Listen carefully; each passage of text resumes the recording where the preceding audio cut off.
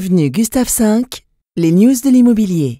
Bienvenue dans les news de l'IMO, nouveau rendez-vous sous la bannière du podcast Avenue Gustave V. Chaque fin de semaine, je reprends ma casquette de journaliste que je fus pour vous livrer un rapide tour d'horizon de l'actualité du secteur de l'immobilier au sens large. Alors qui suis-je ?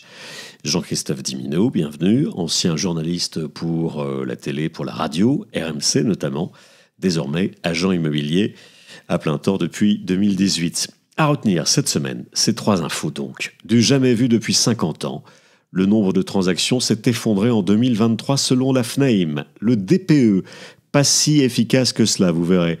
Et puis les agences immobilières en France, plutôt mal en point.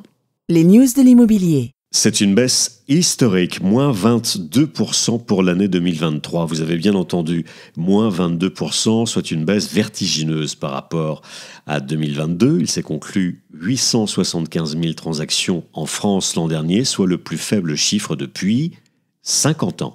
Crédit plus cher, beaucoup plus cher, inflation généralisée et prix de l'immobilier toujours au plus haut. Une chute des ventes en volume qui n'arrange pas les affaires des locataires puisque le parc locatif connaît lui aussi une crise sans précédent.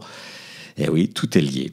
Et qui dit immobilier en berne, dit professionnel en grande difficulté. On apprend que le nombre d'agences en cessation de paiement ou en procédure de sauvegarde, eh bien ce nombre a doublé l'année dernière. 910 défaillances recensées, cela fait 15 ans qu'on n'avait pas vu ça. Quasiment 1 millier d'agences fermées, ou tout comme c'est proche du niveau record de 2009 qui avait enregistré plus de 1200 faillites. Un dernier chiffre tout aussi parlant, les défaillances d'entreprises françaises ont bondi de 30% dans l'ensemble de l'économie française l'an dernier.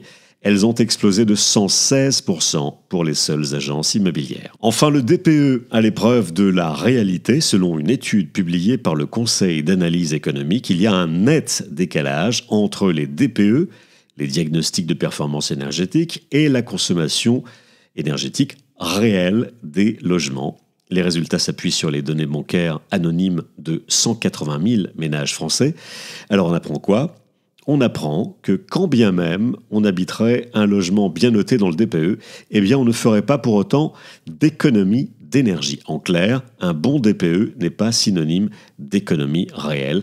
Et à l'inverse, dans un ménage qui habite un bien mal classé par le DPE, on ne surconsomme pas pour autant. Ça peut aller de plus 80% par rapport aux projections établies dans le DPE dit bien classé, à moins 50% pour d'autres moins bien isolés. Autre explication possible, plus on est aisé, moins on regarde la dépense, et plus on est mal logé, si l'on veut, plus on fait attention à sa consommation, quitte évidemment à chauffer moins, sans doute, ou à éteindre les appareils en veille.